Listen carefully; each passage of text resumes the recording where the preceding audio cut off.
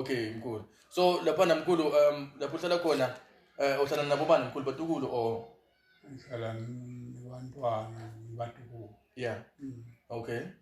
Like ningaki so lapha ekhaya. Ningaki lapha ekhaya. Labanye labatukulu basethitandeni. Yes. But labantu basele selinamunye lo. Oh yes. Yeah. Mkhulu isitolo sakho siyasiva ngiyasiva mkhulu isitolo sakho siyasiva isitolo sakho basibukela emakhaya bayasiva mkhulu ake usho ukubabukela emakhaya ukuthi uma ngathini kahle ake sithi into le ungayifisa wena libaleke kakhulu ukuthi babukela emakhaya bakuside ngayo mkhulu ngaba yini mkhulu uke usichazele uthi hayi mina if ngasiteka la inhliziyo yami ingaba yihle kakhulu ake usichazele mkhulu la ungasiteka khona nje. Yeah.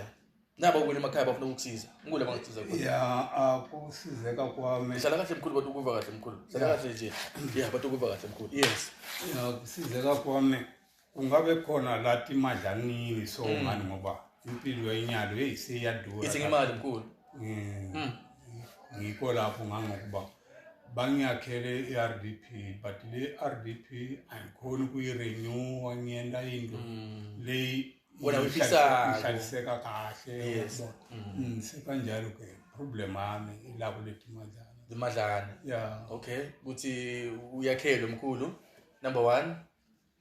Kwesibili ngathi ukuthi bangakhela mkhulu banika ngile mali. Lalela mkhulu nyalo sendathi notendeke mkhulu naba babukela emakhaya la eSouth Africa yonke nephesheya bakhona bafowethu basephesheya kuba khona la ekhaya naba bakubukela emakhaya balalele wena ukuthi wena ufuna ukusizakala kuphi kodwa mina sengikuvile kancane ukuthi uma ungayakhelwa mkhulu yes iRDP ikhona but ke uyafisa ukuthi iextendonyana kube nelikhali ngasibonakala ngoba wena ukhule vele nemaphupho iphupho lakho likhona ukufezeka number 1 elikhaya number 2 yini mkhulu sesiyenda manje mkhulu sendathi into tendeke siyabala mkhulu sekijile. Okay. Yeah.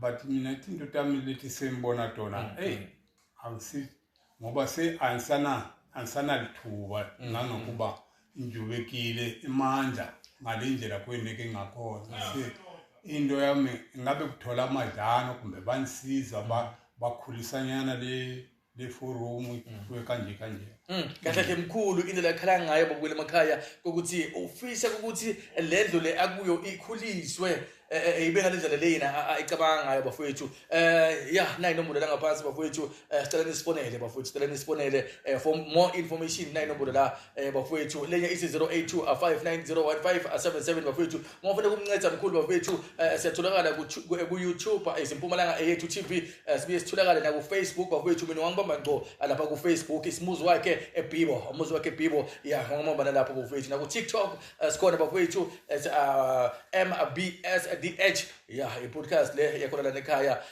bafowethu sinamkhulu la uchaza story sakhe usichazile story sakhe ukuthi kungani aze angasaboni usichazile bafowethu hlala sisho bafowethu khona la kuyo MBS khona lapho bafowethu ukuthi asibahlonipheni sibachaze sibe nabo sinakwazi ukuthi abantu abangaboni baphila njani sisonzele kubo kube ngiloko bafowethu nisato share le video sicela ukuthi like share and comment libini kube ngiloko nje comment futhi njengoba mkhulu ashido ukuthi ucela usizo ngiyafisa bafowethu ukuthi this month noma lenyanga letako khona into ndeka mkhulu khona into ndeka mkhulu I believe mkhulu sithi babule emakhaya asibonga kakhulu nalokutako nibe nathi kuyo ke i-podcast yethu sibonga kakhulu ngithi bamba ivideo lapho ekhaya siyabonga ngabonga kakhulu. Amen.